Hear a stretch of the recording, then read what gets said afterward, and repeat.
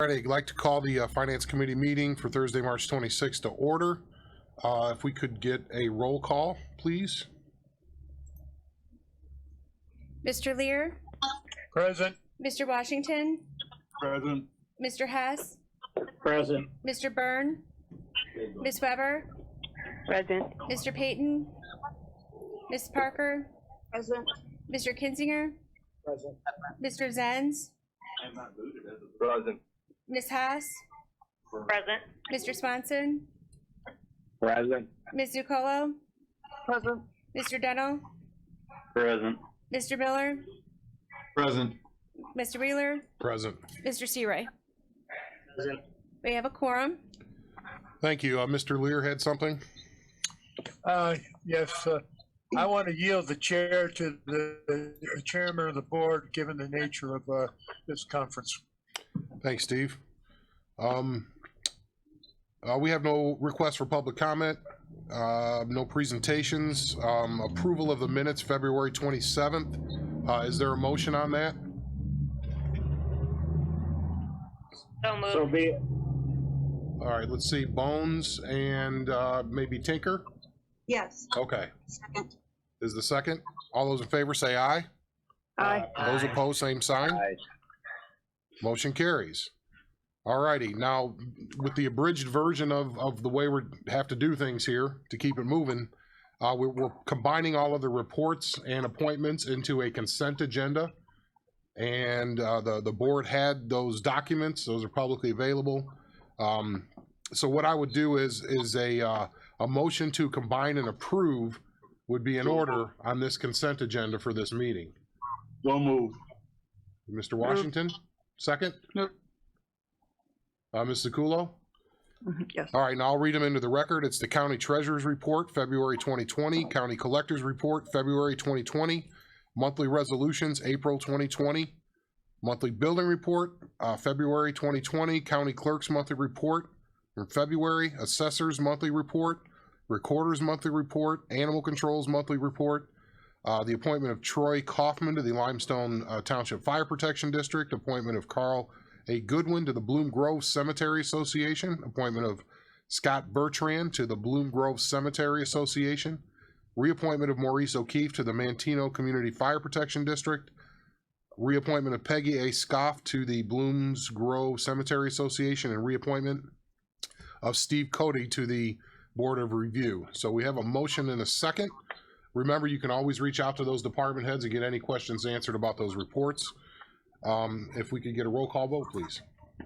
Mr. Lear? Aye. Mr. Washington?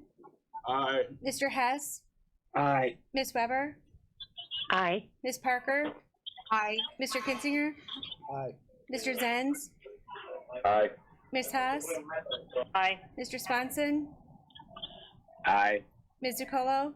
Aye. Mr. Dennell? Aye. Mr. Miller? Aye. Mr. Wheeler? Aye. Motion carries. I did want to note that I did not read the auditor's claims report. The claims were not done this month by the auditor's office, so I just wanted to pass that along to the board. So we're going to have to approve all those claims next month, pending that report. So that will also manifest in under number 6. We won't be approving monthly claims at that point as well. So next up was administrative update from Anita Speckman. I asked Anita to maybe fill everybody in on kind of what's been going on. It may have a financial tinge, it may have an HR tinge to it, but since we're not having executive, I thought this was the first opportunity to kind of give everybody a rundown of really the whirlwind we've had for the last couple of weeks here, and the floor is yours, Anita.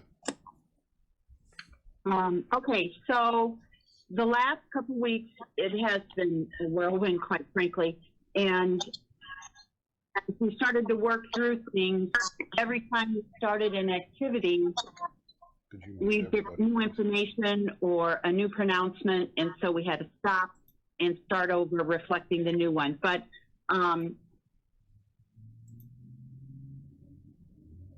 if everyone remembers, on Monday, the 16th, is when the federal recommendation to 15 days to stop the spread started. It was shortly before that I started working with Nancy Nicholson in the state's attorney's office on what the potential legislation was going to do. At that point, the first legislation had passed the House, but had not yet gone to the Senate. So we used that to kind of figure out how it was going to impact our employees. So once 15 days to stop the spread started, we had, that included employees with underlying health risks whose physicians request they stay home. So we worked with numerous employees on FMLA packets to be able to get the paperwork filled out so they could stay at home.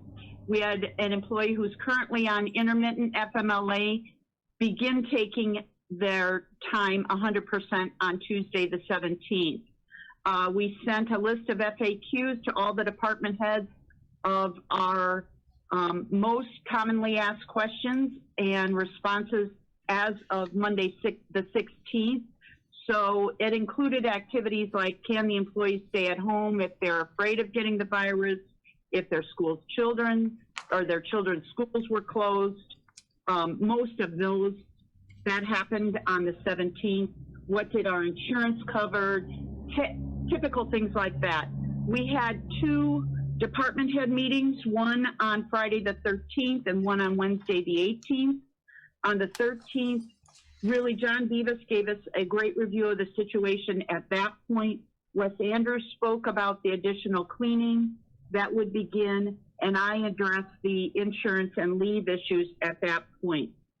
5 days later, by the 18th, things had changed dramatically. We addressed department heads only, the impact of 15 days to stop the spread. Of course, then things changed dramatically again on the 19th when the first case was announced in Keiki County.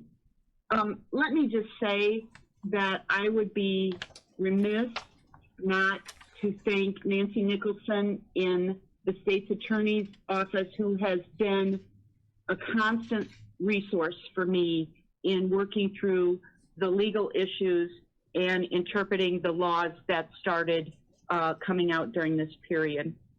And I've been working with her really 24/7 on the issues and how we address them. On Thursday, the 19th, that federal legislation passed, the Family First Coronavirus Response Act, and it expanded FMLA leave, in addition to including people that have the virus or are quarantined by their medical professional, et cetera. It includes employees with minor children whose school or daycare is closed due to COVID-19 and who are unable to work from home or telework. So there was a lot of conversations, and a lot of what I spent time with is communicating with department heads and employees on exactly who was covered and who was not. There was some confusion that it doesn't include everyone who wants to stay at home. So that was Thursday the 19th, and of course then things changed again on Friday the 20th when the governor issued the stay-at-home executive order. So at that point, we began working with, or continued working with, administration building and highway in terms of designating what essential duties are, and from that perspective, determining who are essential employees and what activities still needed to occur here in this building, but still minimizing our employees' exposure, potential exposure to the virus. So determining who could work from home, possibly many departments implemented a rotation schedule for employees, et cetera. So we've been doing that and responding to that. We've been trying to communicate via our website. We added a section on COVID-19, and if you look at the county's website, there's a whole section there on COVID-19. We're really deferring any health issues to both the CDC website and the Public Health Department website. The any pronouncements from any elected officials on changes to scheduling or visitation for the sheriff's department are posted there also. So we set that section up with Kevin. Kevin's been working like crazy. Kevin and Jason trying to get people set up to work remotely, to set up purchase and install the Zoom meeting, all those types of activities. They're busier than usual. I'm trying to think in terms of other things that we've done. Those are really the key things. We did set up in terms of reporting, because we want to be able to report the costs of coronavirus and our responses. So we did set up a new code in the general ledger. Steve worked on that, and we communicated that to departments so that we identify those costs.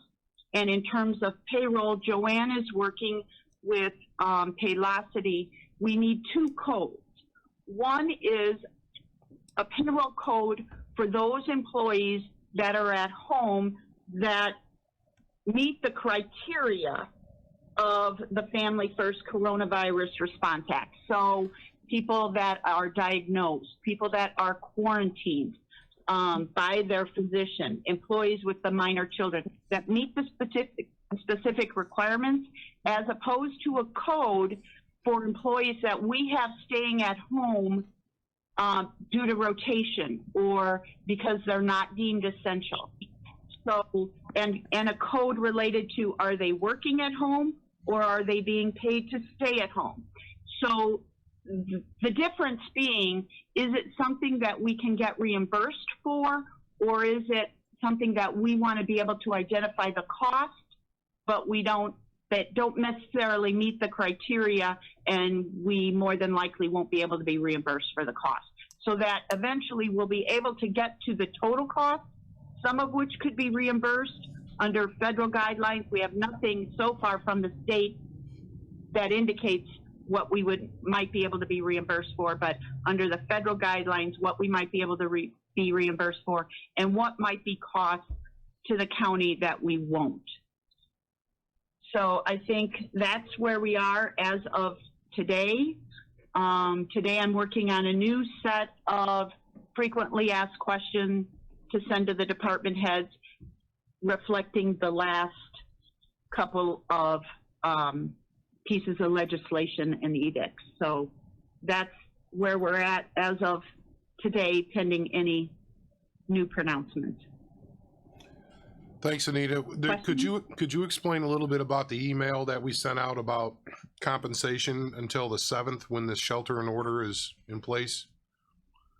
Yes, what we did do for administrative departments and highway, well, which counts as our administrative, is for those non-essential employees that are at home, we are paying them 100% of their salary.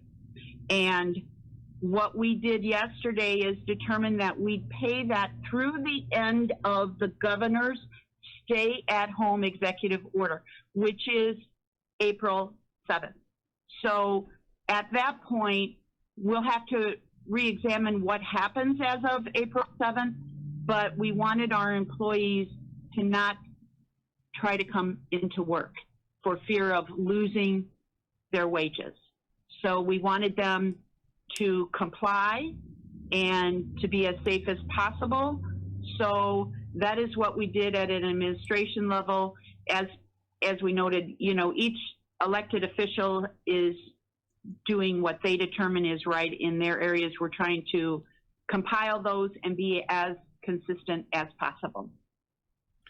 And I hope that the group here and others that may be watching at some point realize that there are other decisions that have to be made if this indeed turns into a 2-3 month type situation, because you obviously want to be fair to employees, but then we're sitting in a situation where, you know, we don't want people to lose benefits, but if we're not going to be able to work for 3 or 4 months, I'm not saying what that decision is, but that's something that we have to think about. You know, it's uncharted waters on a lot of this stuff. So as the finance committee, just kind of keep that in the back of your head. You know, we're going to stick by them, obviously. our employees because it's through no fault of their own, but at some point we have to analyze cost benefit, and if this is prolonged, there may be a different process that we have to think about. So, Mr. Hess, did you have something? Yes, that's part of the question I had, Andy. If the governor extends this, are we going to be able to extend the pay, and for how long? Well, there is no good answer right now. That's why we said we'll wait and see what the governor does. We have obvious thoughts and how long it will be extended. Is it going to be 2 weeks at a time? You know, that's drip, drip, drip, and then, you know, all of a sudden we're 2 months into this, extended 2 weeks at a time. But, you know, the compensation is all based on revenue that we take in.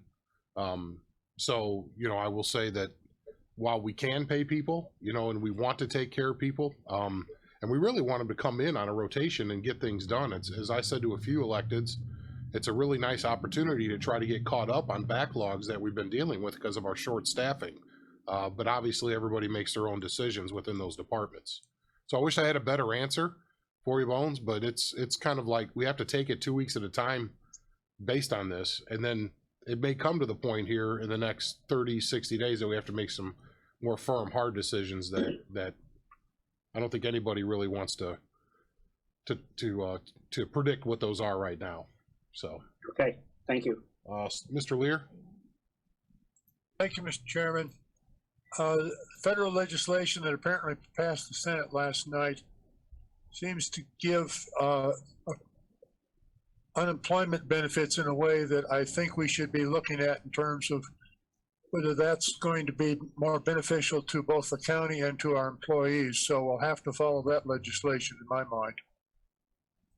Sure, yeah, that's one of the things that me and Anita do almost every day is to see what changed. What that federal legislation does not do, it does not address their health insurance, their dental insurance of them and their families. So that's something you can't get from unemployment. So, but again, you're exactly right. We got to keep an eye on it, in my opinion. I think everybody would agree. Anyone else? Anything else, Anita? No, that's it from me, unless someone has questions. No, thanks for all your work on this. It's a lot of long days here, folks. And she touched on it, but she didn't really explain it in depth. But every day we would come up with a new policy or press release, and then the next morning everything would change. And then we'd start all over again and work on it all day and work with Nancy, and then the next day it would change. So it was frustrating, but it kept us on our toes for the matter of a week and a half. To finally to the point where we're at today. So thanks again, Anita. All right, moving on in case anybody else has any other questions. All righty, to the finance department. Steve, are you live with us here? Check your mic, Steve. I'm muted. Okay, we just unmuted you. So Okay, can you hear me? Yeah. So you guys all have the reports. We sent those out a couple of days ago. If you wanted to touch on just a couple of things, Steve, if you see any trends, but leave the floor open for specific questions, because we're doing an abridged version of what we normally do. So, Do you want to go with questions first, or do you want me to just give a brief overview? it's really up to the committee. Do you guys want a brief overview? Brief overview. Brief overview. Okay. Well, the one thing I will add to what Anita discussed was specifically with the pandemic related items. Chairman Wheeler asked me to email out to all departments and ask them for any known changes, revenue or expense. We had a number of responses. At this point, they've been very minor that are known. Obviously, this is a fluid situation. We're watching it closely, and everyone, understands that. So I will add that too. And we also created a grant number, as Anita mentioned, to track it in the system. The application for the reimbursement for the emergency declaration is very similar to any other grant that we have. So we're treating it like that. And following those guidelines of keeping track of it very specifically like we do the other federal grants. Right now, as all of you probably have seen, there's not a lot of trend change, from what we've seen, but obviously sales tax is always on a 3 to 4 month basis as far as reporting and when we receive it. So what may be occurring right now, we will not know for a number of months yet. So, but we are keeping a close eye on it in those reports. From a cash flow perspective, if you notice on the miscellaneous receipts line, if you guys have a chance, or if you're able to look at it right now, I have shown a drop in the miscellaneous receipts to try to do a hypothetical, and assuming we will receive less revenue or less income at some level, and what that would look like for a hypothetical. I think we all know something's going to go down. We just don't know how much or, for how long. So the most important thing is that the state and the feds continue. It's hopefully as regular as they, as we have had in the past.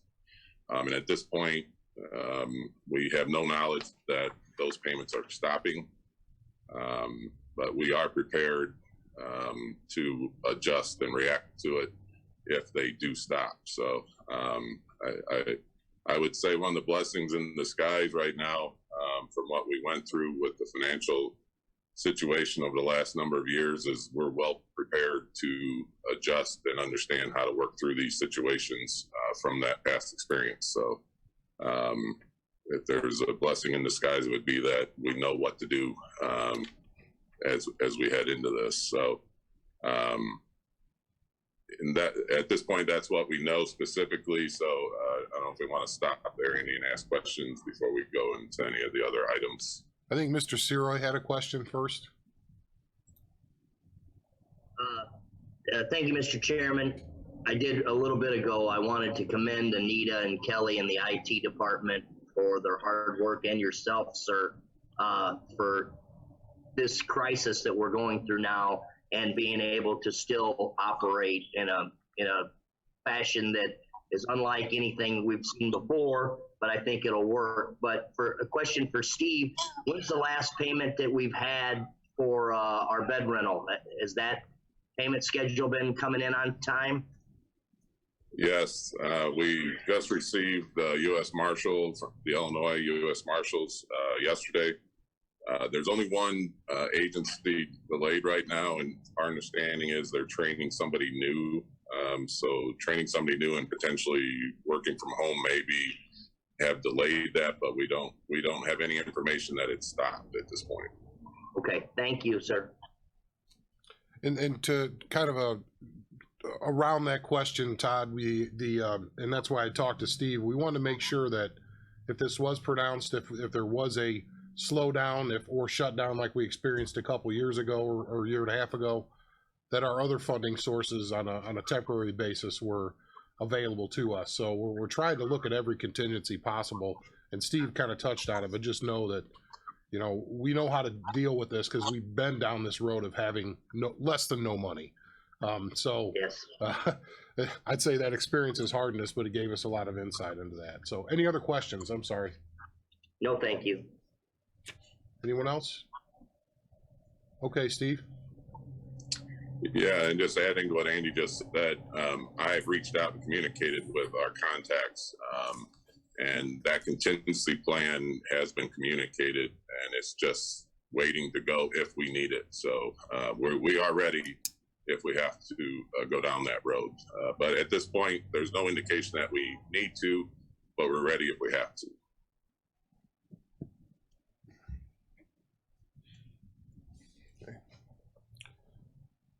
All right. The only other item at this point, I have no claims to discuss under that item. And then the last item for FY19, before we complete the audit process and close the books, is our FY19 general fund contingency budget adjustment. I believe you have that form, and that's usually a vote of the finance committee to approve. It's a movement from contingency budget to the various departments that are on the list, adjusting final budget. So I guess to start with, we need a motion to approve. This is a yearly thing we do right before the audit is finalized. I just want to make sure that everybody knows if we had money in contingency, we tend to fill up small gaps, you know, because you expect people to run over or under a little bit on their budgets. So we try to plug those holes the best we can at the end of the year. It looks like this year we have still quite a bit left in contingency, and we would call that surplus. Steve, is that the best way to put it? Yes.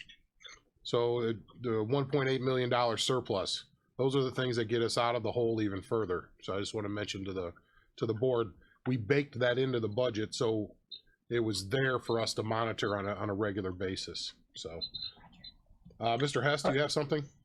Yes, Chairman, I'll make the motion. We go ahead. Is there a second? Mr. Lear? Is that who that was? I'd second. Okay. Any questions for Steve on this? Okay, that'll be a roll call vote, please. Mr. Lear, Aye. Mr. Washington, Aye. Mr. Hess, Aye. Ms. Weber, Aye. Ms. Parker, Aye. Mr. Kinzinger, Aye. Mr. Zenz, Aye. Ms. Haas, Aye. Mr. Swanson, Aye. Ms. Zucolo, Aye. Mr. Dennell, Aye. Mr. Miller, Aye. Mr. Wheeler. Aye. Motion carries. Alrighty. Thank you. Again, we're skipping the next item. The claims were not done this month. Committee business under highways and buildings. Again, we're only doing essential business and finance, so that we had to move this to get this done. I need a motion to open the bids for the Keiki County Courthouse asphalt project. Is there a motion to open the bids? Mr. Washington, a second. I do. Second. Ms. Zucolo? Yes. All those in favor say aye to open the bids. Aye. Aye. Those opposed, same sign. All right, let me get this going here. Are you tabulating?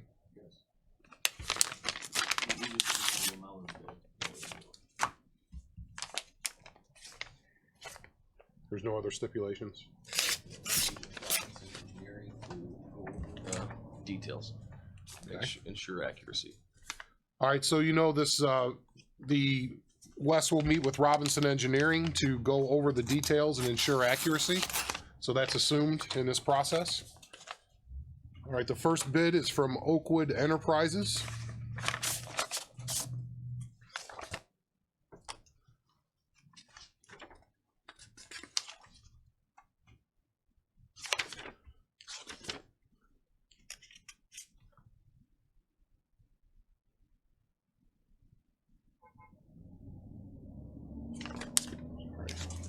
A little bit different here.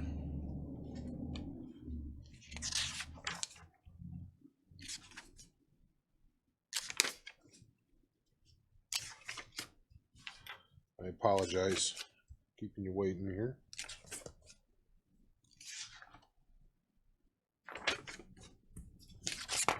All right, Wes, you want to grab this and confirm that I'm reading the right number on this? I'm reading $226,000. Is that, do you concur that that's what that sheet is telling me?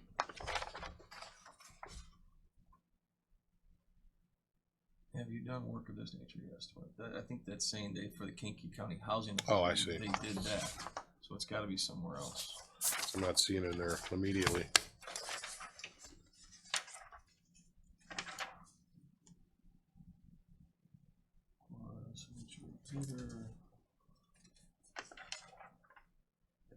Certificates. Oh, there it is. $204,500.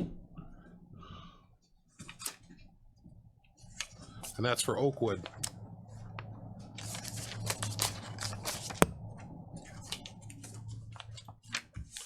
Next bidder, Keiki Valley Construction.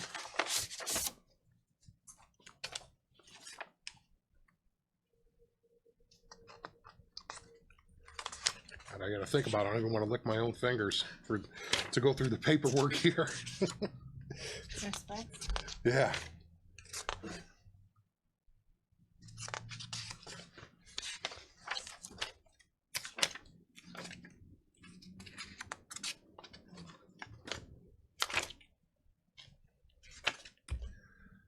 $216,791. That was from Keiki Valley Construction. And the last bid is from Tenco Excavating.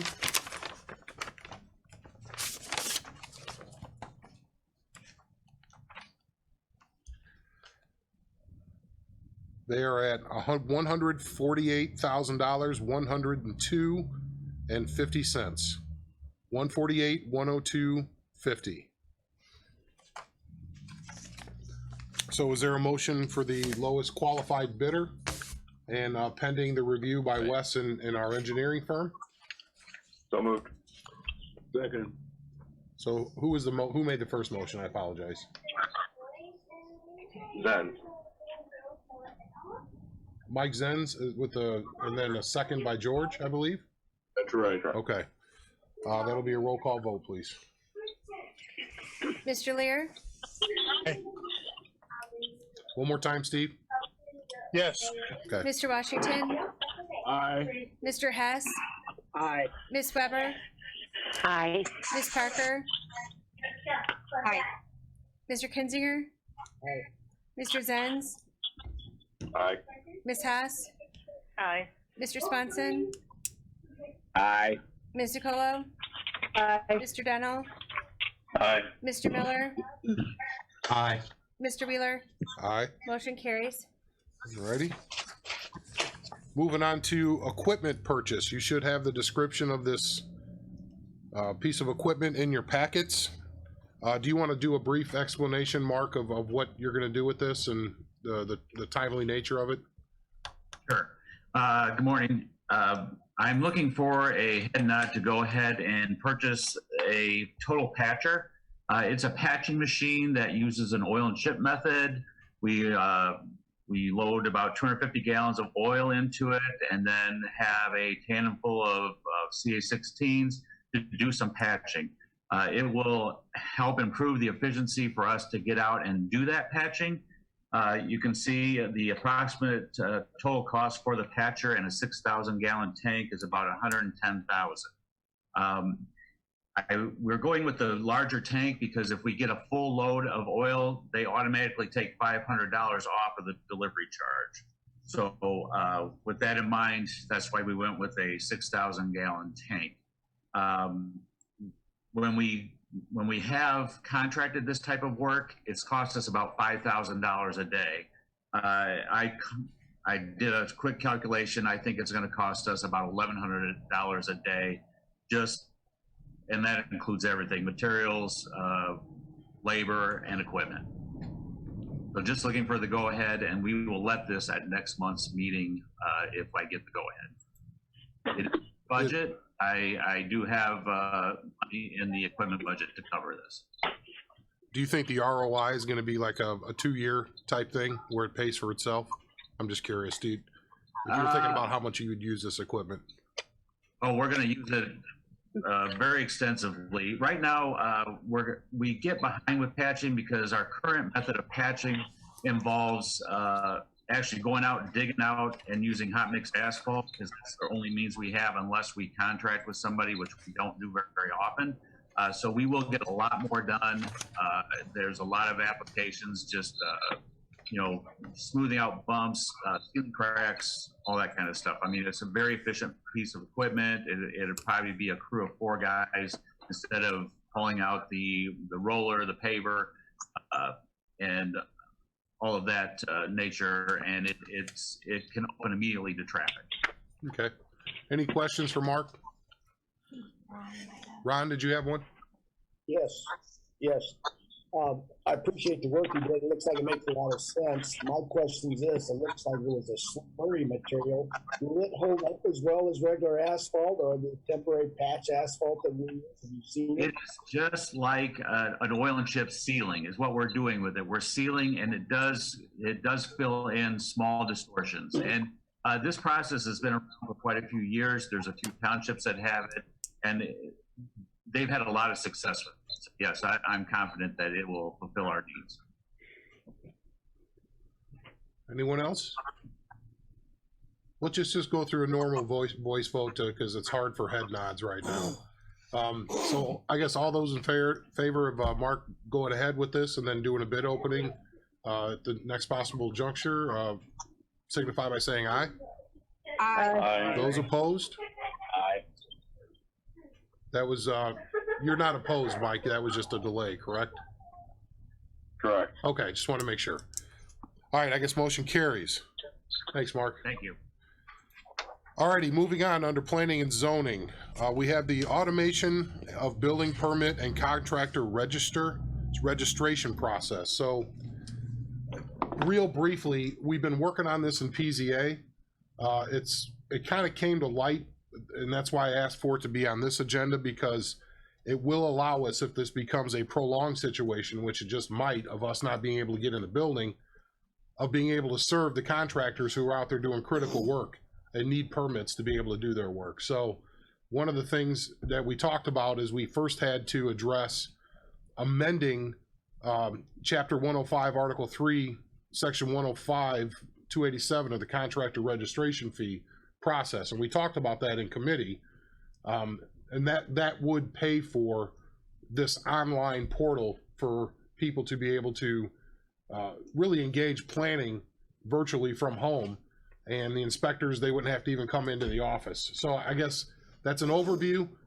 Del, do you want to explain a little bit about that in more detail? I can try. Basically, it is can you hear me? Yep. Okay. It is an online portal, and which allows the entire, pretty much the entire building permit process, just like you're doing right now with this meeting, to be conducted online. Our citizens or our contractors could go to their, all they need is an internet connection. They could go online, they could apply for their permit, they could email us all of their documentation, and we can go back and forth as we often do in the office with documentation. And once the permit's ready, we can email the permit information to them. It allows us to take payments online, so they could even pay for it online. They could schedule their inspections online. And then, of course, when it's all completed, we can send them their occupancy permit or final paperwork also online. So virtually, anybody who's out there using our permit process for permits could conduct the entire process without ever coming into our office. And at times like these, that would certainly be helpful. For contractors, it allows them to, as well as us, to manage multiple projects. So there's a dashboard for myself, and we can give access to the county board where you can see at any given time how many permits we've got out, where they're at, and what their status is. For contractors who have multiple permits, they can manage those right from their office through the use of this software. Okay. Now, just the software itself, the first vote's going to be on changing the ordinance, because we have to do that first in order to get to the point to be able to pay for this. We have to adjust some fees. So can you talk a little bit about where our fees are right now and where the outlying communities are? Because we asked for that information in PZA to be brought back as well. Yes, yes. Well, let's talk about the cost of the software first. Initially, it's right around $42,000. That includes the setup, the first year subscription fee, and all the customization that is needed to make the software work under our processes. One of the good things about this software is we do not have to change our processes to match the software. The software will be customized to match our processes. After that, it's about a $21,000 a year subscription fee. They did tell me that tends to go up with the cost of living every year, so it will go up a little bit incrementally every year. Our contractor registration fees were initiated in the year 2000 when the program was started at $100 per year per contractor. That has never been changed in the last 20 years. We are proposing to raise that to $150 a year. Under $100 a year, we average about $70,000 to $80,000 a year in revenue from that program. So if we raise it another $50 to $150, that'll bring us up to about $40,000 a year. We did some checking around. Our $100 a year is fairly low. There are a few small communities such as Braidwood, Wilmington, and the like that are still at $100, but just about everybody else is at $150 and higher. Will County, I believe, is at about $250 or $300. City of Kankakee is at $150. We did check with some comparable counties that Mr. Wheeler had given me names of that he usually uses as comparables to us. One of them, Vermilion County, does not have a registration program. Not everybody does have one. And the other ones were at the 150 range. So we are not out of line by raising it to 150. We would be pretty much in line with everyone else. Hey, Del, before we get into the other questions, there's also obviously an HR cost savings for us on having that amount of people coming into the office, so it allows us to do other things and repurpose. But the people that will gain the most from this would be these contractors that would be paying the additional increase? I believe so. You know, your average citizen throughout their lifetime may come into the office for 1 or 2 permits, but we have contractors that have, 3, 4, sometimes 10 permits out at one time. They would be able to do all their business online. They'd be able to manage their permits. They could, all they have to do is bring up the portal and, log into it, and they'd be able to see all of their permits, where they're at in the process. If they need to schedule an inspection, they can do it right there.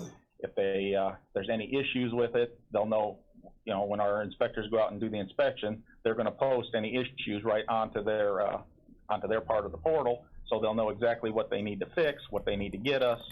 I think for them, it's also a time saver for them. I don't know how every contractor currently manages their particular projects, but whatever they're doing now, they wouldn't have to. They could use this. Did they let you know if it was available, like, to be used on phones or tablets, like from the job site? Anywhere you got an internet connection, yes. Okay. Just like this program you're using right now for this meeting, a tablet, a cell phone, a laptop, a computer, and they can have multiple users. The secretary at the contractor's office can use it for scheduling inspections. The guys out on the job site can use it for communicating with our inspectors. In some instances, depending on the type of inspection, we can do remote inspections. The contractor out there with their cell phone could be taking a video situation just like we're doing right now and walk around the job site showing our inspector in the office exactly what they did, zooming in, zooming out, and so our inspectors may not even have to go on site for some instances. Okay. Especially the minor stuff. Thank you. So is there any questions about the system itself? What it does, all of those types of things? Start there. And really why we're doing it, or bringing it to you to approve. Any questions there? Okay, then let's move on to the first part of this then. It's the amendment to Chapter 105, Article 3, Section 105.287 of the Contractor Registration Fees. Is there a... Those are the 2 that he wants. I'm That's sorry? why he needed to sit with me. All right. So sorry, that kind of threw me there. Is there a motion to raise it from $100 per year to the $150? So move. That's Mr. Washington. Is there a second? Second. Is that Mr. Bonnell? Any comments, questions regarding that? Mr. Kinzinger, looks like. I am very much in favor of the software. I believe that there's savings that we haven't even considered. But my major concern is the funding source. I don't believe that we've checked adequately the savings that we might incur as well as how this might be paid for on a more fair basis. On that basis, I'm opposed to the funding of a software program that I believe is important and necessary. Thank you. Any other questions, comments? Alrighty, so this is we're not spending money. This one could be a voice vote. This part. We're not voting on the system, we're voting on the change. Mario and Orlando are out on delivery. Sorry, had to mute somebody. So we're voting now just on the change to the code that allows for the increase in fees. We have a motion and a second. All those in favor say aye. Aye. Those opposed, same sign. No. Okay, there's Mr. Kinzinger. Alrighty, motion carries. Now moving on to the next order would be allowing Dell to move forward with getting the contract and having me be able to sign it, and of the automation of the building permit and contractor registration process. And we're going to try to fast track that as best we can within best practices. So if it does pass. So is there a motion on that part of this?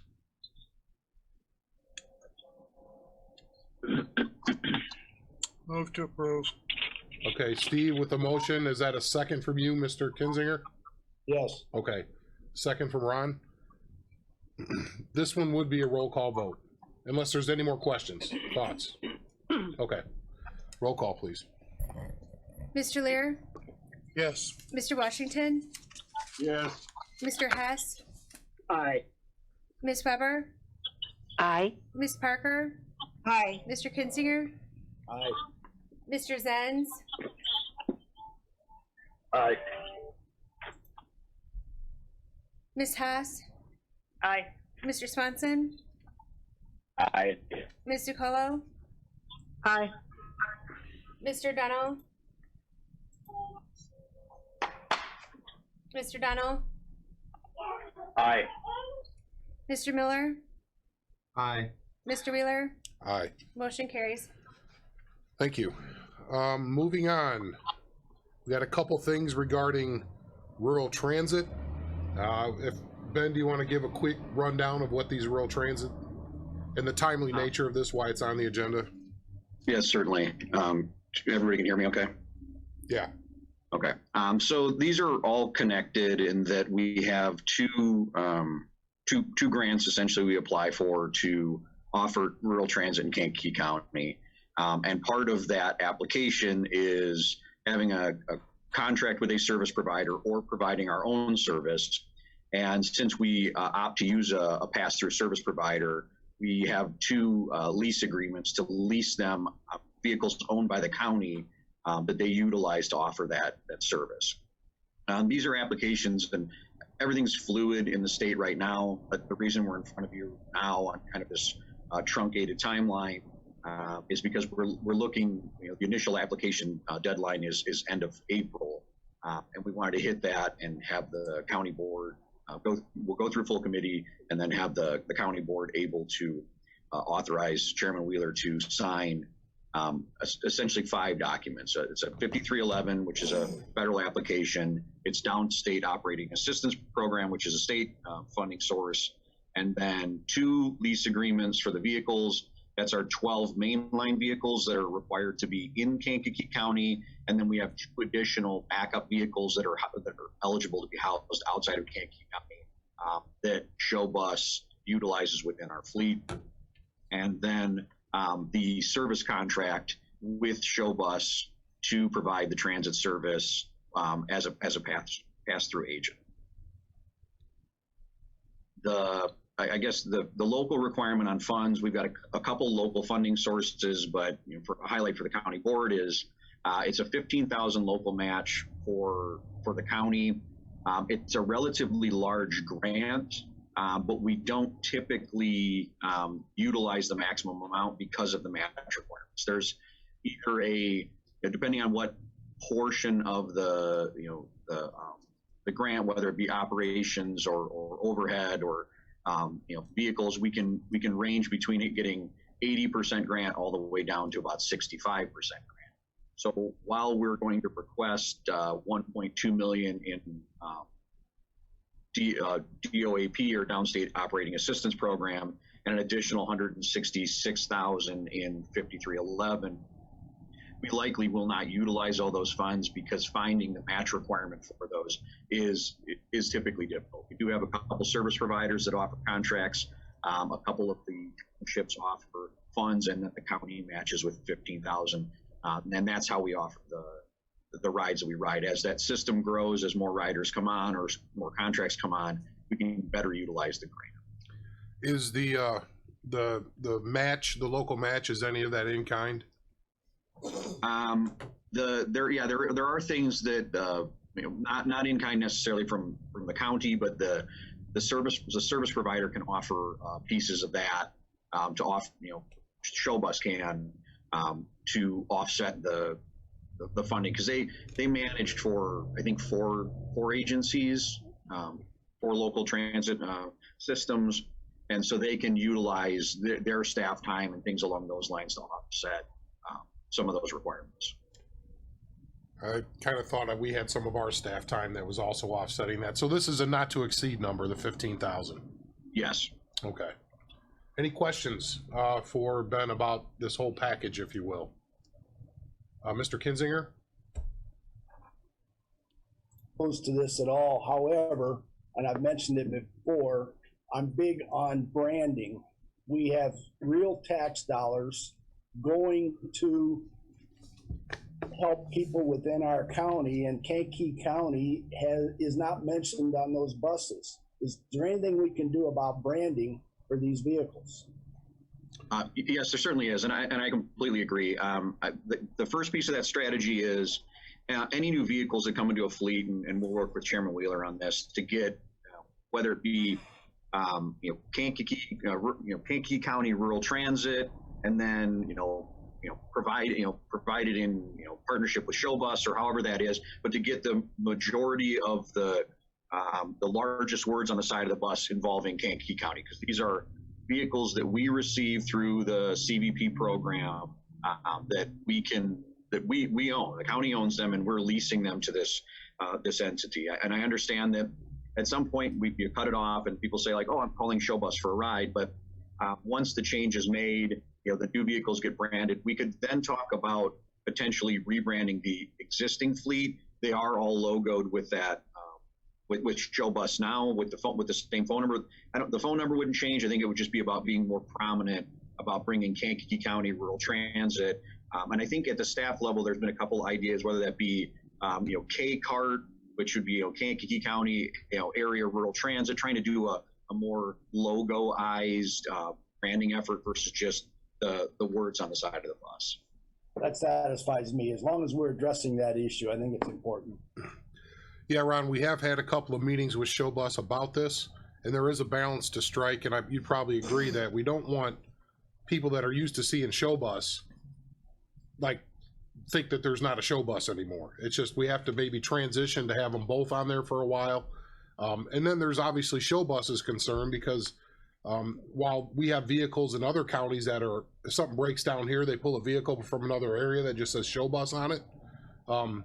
Well, it's hard for them to do that and pull one of ours to go down to another county to reciprocate if it has Keiki County all over it. So while that is a concern for them, I would say it's not necessarily our concern. And I think you would agree. So we want to be fair, but there is a transition time that we'll have to work through. Okay, any other questions there?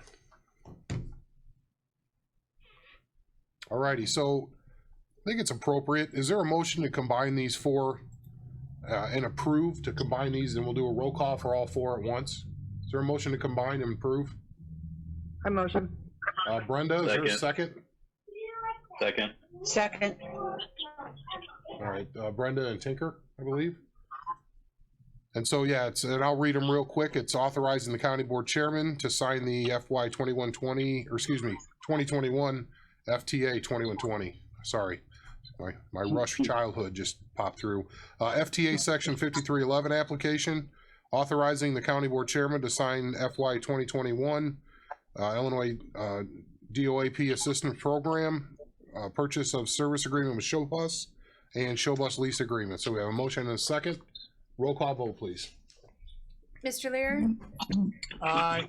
Mr. Washington, Aye. Mr. Hess, Aye. Ms. Weber, Aye. Ms. Parker, Aye. Mr. Kinzinger, Aye.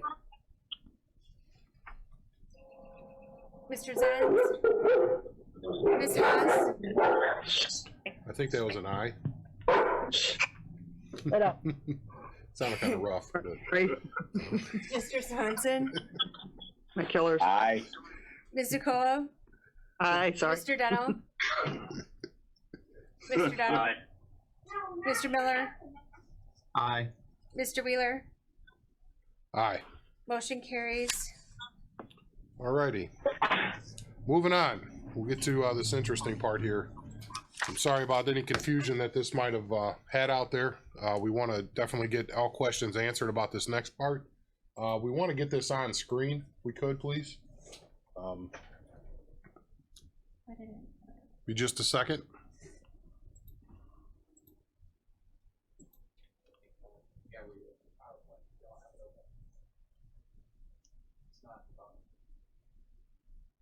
Well, here, why don't you just come up here and.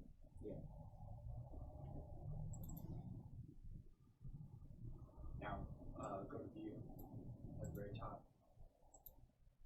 Hit now do the screen share.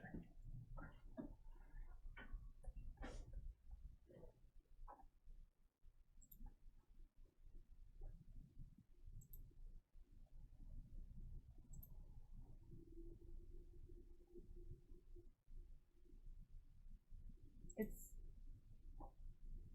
Did you do screen share on the Zoom meeting?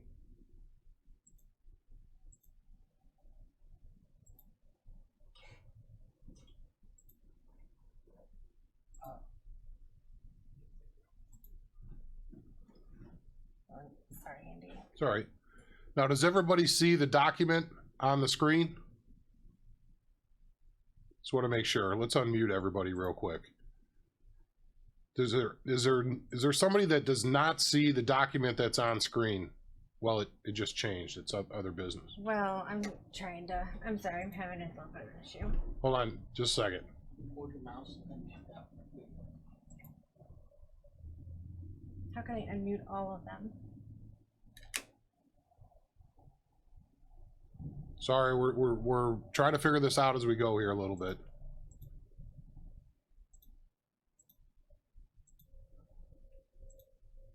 I'll just go through and manually. We're gonna unmute everybody real quick. I can see it. I can Okay. see it. I can see it. Okay. I can see it. Yes. All right, good deal. Yes. So I'll start explaining this while we're unmuting here. So about a month ago, roughly, I had asked Anita to do an analysis of the counties that are really around us in population size. There's a lot of similarities as far as, services provided, and then to try to make an educated, look at the compensation levels. The people that have been on this board for a while know that I believe it was 10 years, there were no raises for these elected department heads. So the last election, when it was sheriff and county clerk, a couple others, I apologize, treasurer, but we upped them because they had not seen a raise in that time period. So this election, we have to do it for the next 4 years. We have to determine what the compensation is per year for these offices that we're looking at. So I just didn't want to fly blind. I wanted to give you information and with a recommendation based on the data that we were looking at. So when we look at, and I'll start with, let's just say, you see the sheet there in front of you. I looked at Keiki, LaSalle, Kendall, which I didn't have any numbers for, but Tazewell, and kind of get an average of what the like ones were, and then where we are at right now, and then what that recommendation might look like with a percentage number next to it. So if we're looking at just the auditor, if you look at Macon County, that's an outlier. The county board has given away a lot of its authority to the auditor in that office. That office does all HR, all FOIA, all finance, all budgeting, everything. So it's really not like we are here. As we know, you can't take something away. You can only give something away. And so in this case, that's why we had to put accounting back in the auditor's office, because it was taken away instead of given away. So that's why Macon really is an outlier, and it's not figured in this calculation. When you look at our county, it was the recorder and the auditor were the same, the 67,817. So my proposal to the board was increase it by 3% to 69,9. And if you're looking at the comps, it's still in that relative area of where people are at in other like counties. So I want to give you my thought process on this, and then we could talk about it afterwards. When you look at the circuit clerk, it's a higher average. You go up to Champaign and it starts to escalate from there through Madison and Kane, but the circuit clerk and the coroner are typically in the same area. And so when I looked at that, there are reasons to kind of get those kind of together, like we do in those other offices for treasurer and county clerk and things like that. And the coroner, as you look at that, was, I want to say grossly underpaid, but definitely wasn't in line with where it should have been. And that's why I made the recommendation to have the coroner and the circuit clerk have the same amount based on the responsibilities in their offices and the staff that they have. And most people don't know that if the sheriff's incapacitated, the coroner is the chief public safety officer in the county. That's something that people don't really realize. So that's why I came to that recommendation, and that percentage point is higher, because there was no reason why it should have been as low as it was before. And so that's my recommendation to this group, and I'll kind of open it up to questions. But I will say that this is not per year increases. This is total. So this equals out to about $13,400 increase total over 4 years. So I want to make sure that there's at least some perspective here on what that increase is, on how small amount of money that is on the overall budget that we're talking about for these elected offices, not the officials in them, but these offices who hadn't seen increases in roughly 10 years. So from that, we'll start off with, I think Tinker had a question to start with. Ms. Parker? What? Did you have a question? No, I saw Ron had his hand up. Oh, okay. We'll go with Ron. Ron, do you have something, sir? Yeah, I'm looking at these numbers, and are these counties that we're comparing with, have they already adjusted their prices, or are we comparing apples and apples with these numbers that are in the box? No, legally we can only do it right now. This is the finance committee meeting, and the next full board meeting is, so we don't know what they've done. They're doing it right now. They're doing it also. Yes. And are we fixing these wages then for 4 years, or? Yeah, that's fixed for 4 years. That this is the number for 4 years, and that's just what we did with the county clerk and the sheriff and the treasurer last time around. They don't go up each year. They're fixed for 4 years. As I look at this, you're projecting out 4 years. These are minimal increases. Now, I'm not involved with the overall, well, I am in a sense only as an approval process, but when I look at these, I can understand the auditor number staying where it is because we do not have the same responsibilities. But these other items, these other three positions, clerk, recorder, coroner, and even the auditor, if we get these wages too low, we're not going to attract the kind of public officials that we want to make decisions for the taxpayers of Keiki County. And my only concern is whether this is an adequate increase looking 4 years in advance. I'm sorry, that last part I couldn't quite make out, Ron. What was that? Okay, whether this is an adequate increase when we're projecting 4 years ahead. I don't know, this looks like a couple percent over 4 years. I don't even think that averages a 1% increase a year. No, it's 0.75%, yeah, or 0.33. Yeah, I mean, and everybody looks at 2%. Mm-hmm. I'm just not certain it's adequate, but I'm not in that budget process. And how were these wages determined? Was it by committee or by individual when we put these on the board like this? The recommendation has always come down from the chairman to the finance committee, and then they have a conversation to decide what they want to do. Who come up with the recommendation right now before us? That's me. The chairman makes the recommendation to the finance committee. Okay, very good. Thank you. Yeah. Paul? So you've got to start somewhere is kind of where I was at. And I tried to at least base it on the data on where the other counties are at around us and the differences or similarities between all the different counties and try to account for any outliers that might explain why something might look higher or lower. I like the spread. I'm just wondering if it's fair and adequate to protect the county 3 years from now. And I don't know how the IRF pension stuff works for the state either. Sure. We had someone else? Roger. Mr. Hess? Mr. Chairman. Yes. Look, thanks, we'll get you Chairman. next, George. We'll do Roger first, and then we'll go right to you. I Okay. just sent you a text. For some reason, I lost my volume, but I'm back on now. Yep. I couldn't hear anything what was going on before. I just wanted to bring up that I brought up this at the last meeting about these raises, stating that, you know, they hadn't had a raise for quite some time. I believe that everybody should realize that the coroner is on call 7 days a week, 24 hours a day, 365 days a year. And the 9% is a good bump, but I really thought it should have been a little bit higher than that. That's just my opinion. Thank you. Mr. Washington? I think if we look at the total picture of where we've come from and where we are at the present time, and there's no certainty that we're going to continue along this trend of increase in income, I think this is the best compromise we have as far as raising those salaries. I don't believe we need to stretch ourselves out any farther than we have already in order to accomplish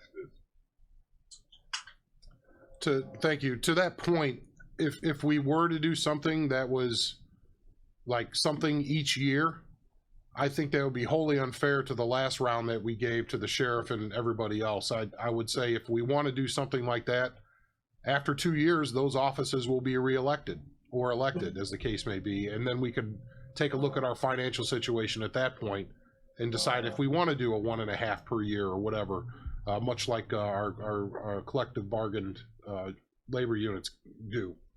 So that's my own opinion. But yeah, anyone else, please? Because we're going to go through these one at a time. I'm not going to, unless you guys want to make a motion to combine and approve, you may want to handle these separately. So any general questions, and then we'll move through. We'll get into the board and all the other stuff at the end of this. So, all right, if it's okay, I'll start with the auditor. Is there a motion on the auditor's pay for the next 4 years? I had my hand up, Andy. Oh, sorry, Steve. What do you got? Thank you, Mr. Chairman.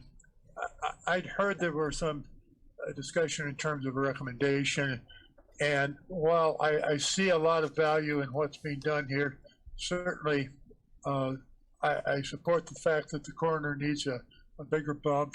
The concept that you have here in terms of the auditor and the recorder being equal, the clerk and the coroner being equal, I think I have some difficulty with the fact that I believe that the crisis we're going through is going to be relatively short term, maybe only a limited impact, but by another year from now, we're going to be stronger than ever before.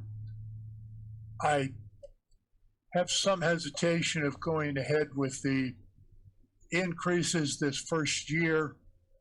I also tend to disagree with you a little bit in terms of being unfair to the people 2 years ago.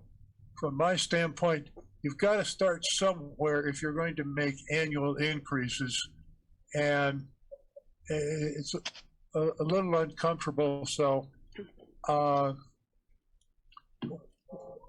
wherever you start, it's going to be unfair to the people that are off cycle, because in effect what you're doing is you're saying, well, in 2 years we're going to start making the annual increases, but the people that we've decided on this time have been frozen then for a period of full 4 years.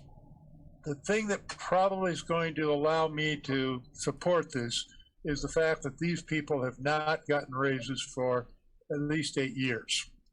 And I think that the public needs to understand that they've played a big role in helping us get through where we are.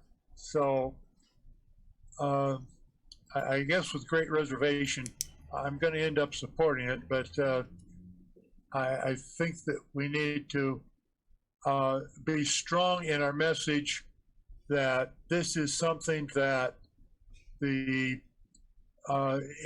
being done in part because of what has happened in the past in terms of freezing the salary in these positions. Okay. Thank you. Jackie, did you have something? Ms. Haas? Yeah, can you just tell us again what the total cost annually was going to be? For, annually?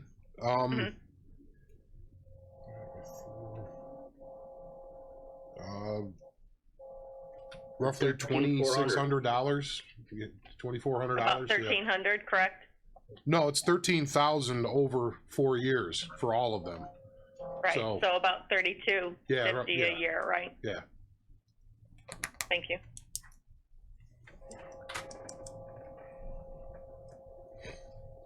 It's about what Jim Rowe spends on interns. And I hope he's watching.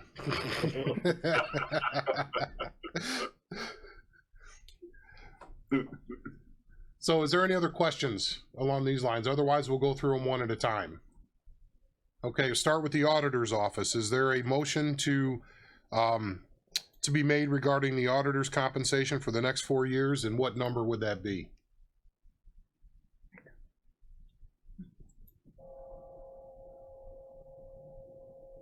Is everybody muted? No, nobody's muted except. Oh, it'll be freeze. I move that we make the adjustment to your recommended amount.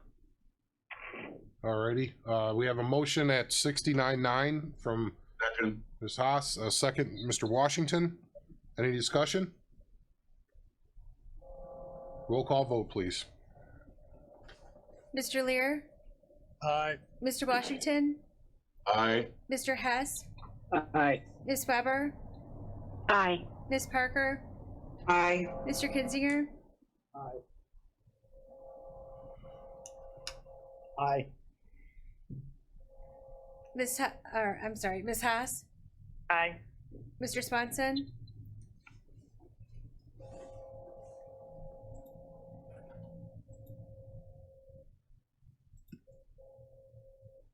He must have watched this. Mr. Dunnell? Aye. Ms. DiColo? Aye. Mr. Miller? Aye. Mr. Wheeler? Aye. Motion carries. Moving on, the next item, the compensation for the next 4 years for the circuit clerk. Is there a motion and a number? Should be the coroner. No, it's clerk. No, clerk. Clerk. I move that we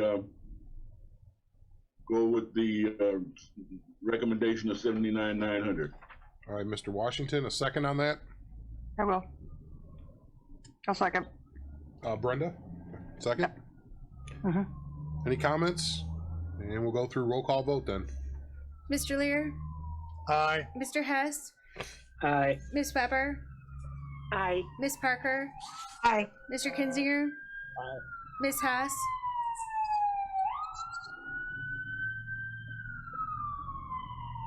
Aye. Mr. Swanson? Did he leave? Yeah. Ms. DiColo? Aye. Mr. Dunnell? Aye. Washington. Mr. Miller? Aye. Mr. Wheeler? Aye. Mr. Washington? Aye. Motion carries. All righty, moving on for the recorder. Is there a motion and an amount? Still moved. That Ms. Parker? Yes. All right, second for Mr. Lear. That will also be a roll call vote. Mr. Lear? Aye. Mr. Washington? Aye. Mr. Hess? Aye. Ms. Weber? Aye. Ms. Parker? Aye. Mr. Kinzinger? Aye. Ms. Haas? Aye. Ms. DiColo? Aye. Mr. Dunnell? Aye. Mr. Miller? Aye. Mr. Wheeler? Aye. Motion carries. Alrighty, moving on to the coroner. Is there a motion and an amount? I move 79.9. It's Mr. Kinzinger. Is there a second to that? I'll second. Miller. I heard two. Which one? Mr. Miller, I believe. Is that Mr. Miller? With the second? Chad, was that you with the second? Yes, it was. Okay. Alrighty, a roll call vote, please. Mr. Lear, Aye. Mr. Washington, Aye. Mr. Hess, Aye. Miss Weber, Aye. Miss Parker, Aye. Mr. Kinzinger, Aye. Miss Haas, Aye. Mr. Swanson. I thought I saw him come back. Ms. DiColo, Aye. Mr. Dennell, Aye. Mr. Miller, Aye. Mr. Wheeler. Aye. Motion carries. Hit accept. I guess that's him trying to get back in. Is that you coming back, Joe?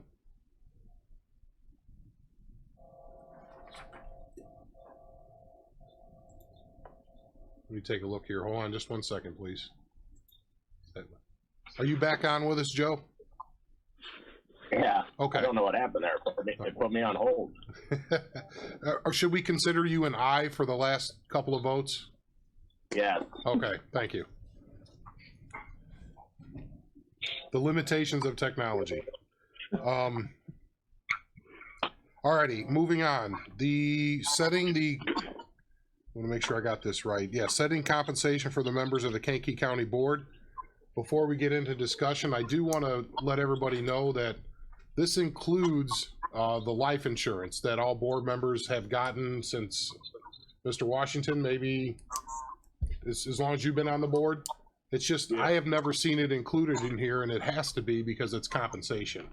So it's something that we kind of figured out and saw that we need to vote on. So we're just including that. So for the sake of history, where was it at years ago? Was it at 78 and we brought it down to 70? Does that sound right, Steve?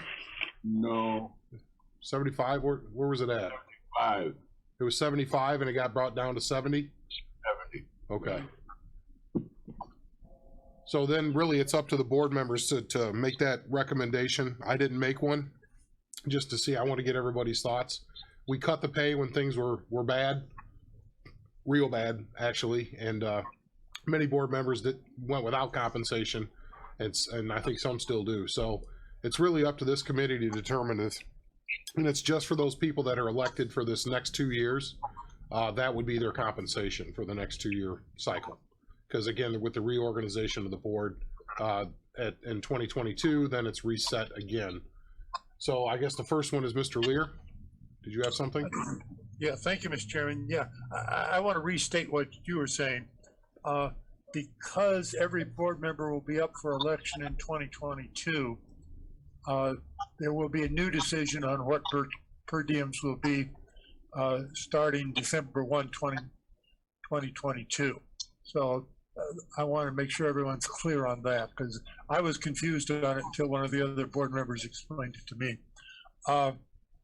The other thing that I wanted to clarify, at one time there was some confusion because in terms of the life insurance, board members are actually considered part-time employees, I thought, under the retirement plan.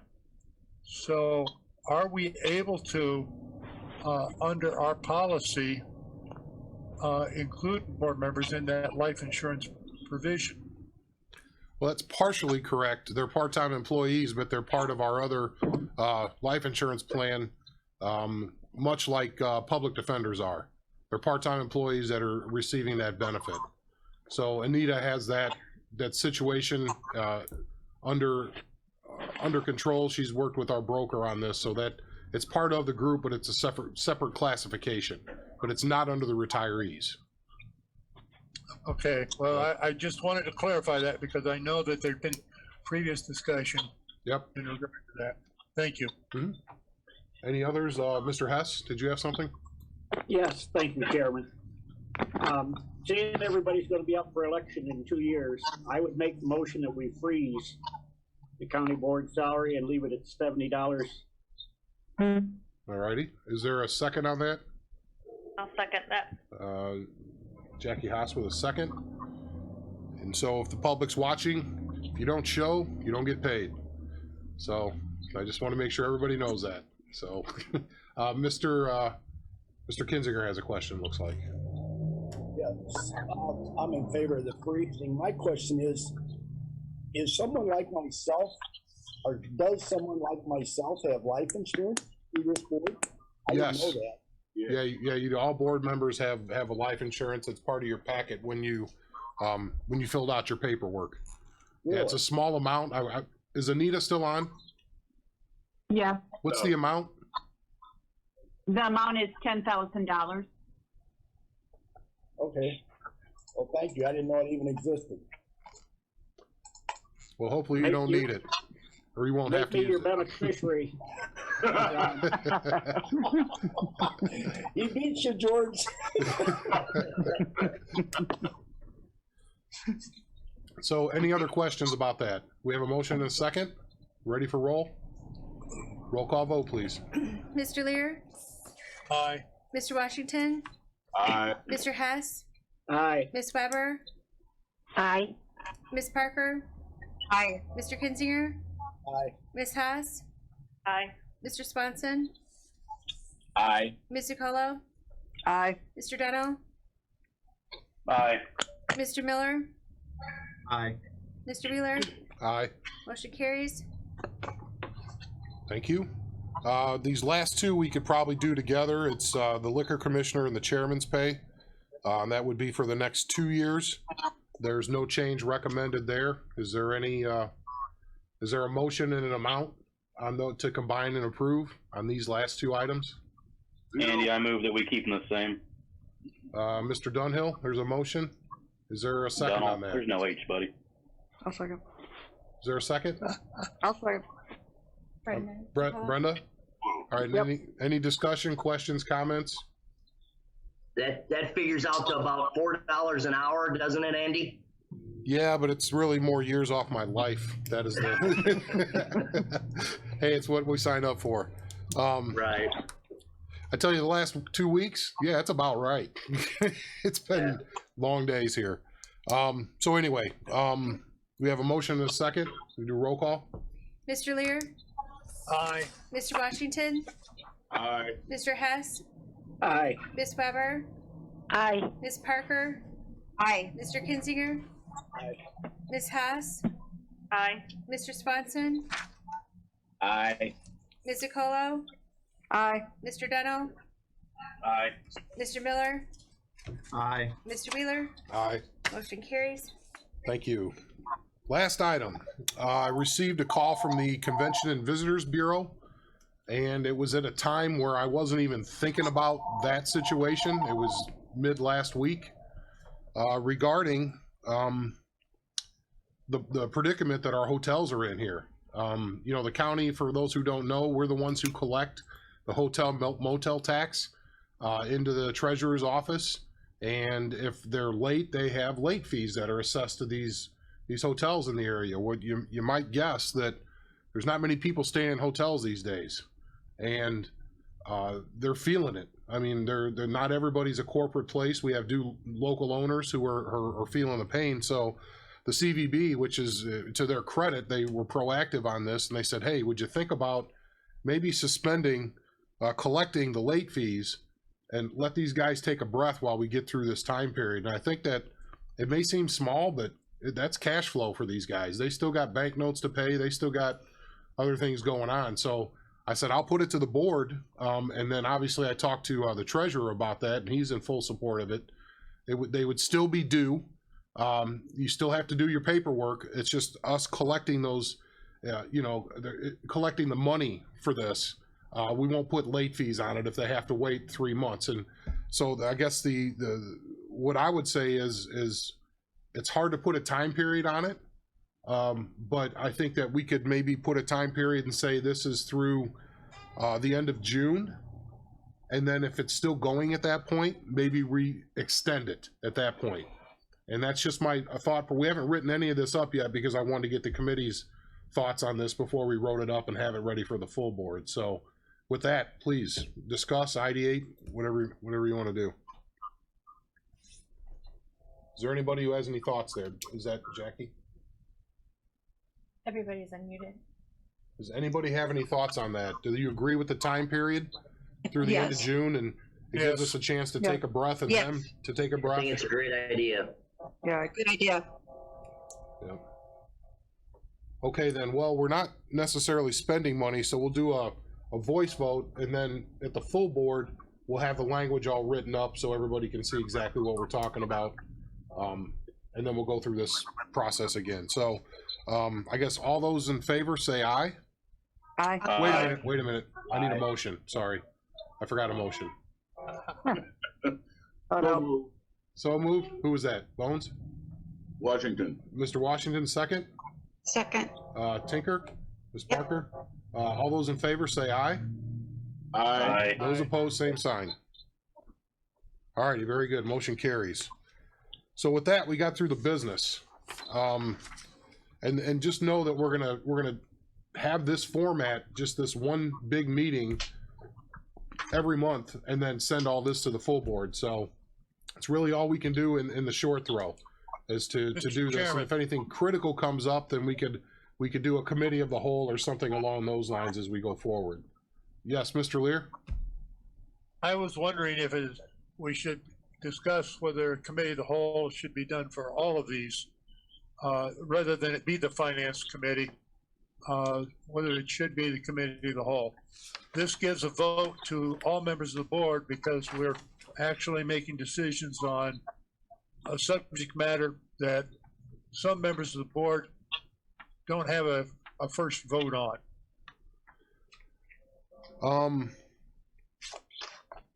I see your point, but I'm trying to. They are getting a vote on this at the full board meeting. It's not they're not being excluded by, because we're just paying the bills right now and moving it forward to the full board as with everything else we're doing right now. So I have issues with that because we run into quorum problems for a committee of the whole, and we've had that happen in the past when we try to do that. So I'm just. If you want to do that, we could change finance to committee of the whole, but realize we don't have a quorum. We've really hurt our ability to do business. So I'll put that back to the committee here. This committee is about paying the bills, and that's really what we're doing is paying the bills. We cleaned up some other stuff today, but going forward, it's about paying the bills. So I think we should keep it as it is. you want to keep it as it is? Is there any other thoughts that way with the group? I do agree with you, Steve. Other board members do need to weigh in, especially like we're talking about rural transit. But that was something I had to get on the full board this month. Because there's a timeline involved. So if we're okay, we'll stick like this and we'll see how it goes. It's really month to month and we'll find out what works and what doesn't. Are you all happy with the way this is working on the remote conferencing? Yes, that's great. Okay. Yeah. All right. Worked well. So we don't need a boardroom anymore. We can just do this all the time. Yeah. I want out of the house. Yeah, right. Yeah, everybody wants to get out of the house. Yeah, I hear you.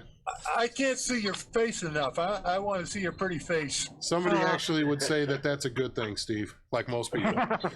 Face for radio. All right, with that, Mr. Hess, do you have anything to share with the group? Two things. Yeah. One, we were able to meet with the criminal justice. I think we ought to bring the reports to the county board to be approved. Oh, yeah. Next month. Yep. The coroner's and the circuit clerk and everything like that. Yep. And then I would make a motion to adjourn. Very good, and we will, sir. Yeah, that'll all be together, and then next month they'll be here at this committee to push on to the full board. So we have a motion to adjourn. Is there a second? I second. All those in favor, say aye. Aye. Those opposed, same sign. Have a great day. Thanks again. Thank you.